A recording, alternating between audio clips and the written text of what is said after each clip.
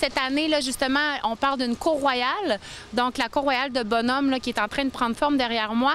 Grosse nouveauté cette année, bien évidemment, c'est l'immense sculpture de neige là, qui va faire environ, je vous dirais, 30 pieds par 80 pieds. Donc, ça nécessite un bon 65 000 tonnes de neige, qui est quand même très impressionnant. Au niveau des blocs de glace aussi, on a des tours de glace qui entourent la cour royale. On a besoin avec ça d'un bon 3500 blocs de glace, donc c'est pas négligeable non plus. On a débuté bien évidemment le 3 janvier, puis on s'attend à finir ça autour du 25-29 janvier environ. Bien évidemment, ça dépend toujours si la température est de notre côté ou pas, mais pour l'instant, on est dans les temps, là, on est bien content de l'évolution. Pour la cour royale, on parle d'une équipe de 20 personnes. C'est 8 sculpteurs là, qui sont attitrés à l'équipe de M. Lepire.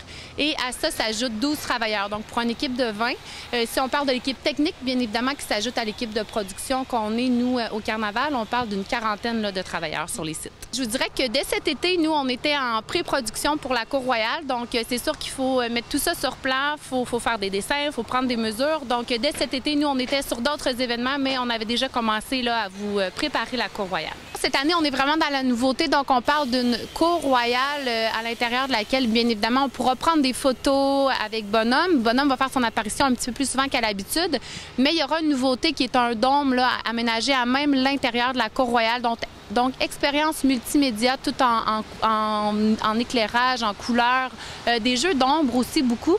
Donc, on est loin là, de la visite habituelle, là, comme exemple la chambre de Bonhomme.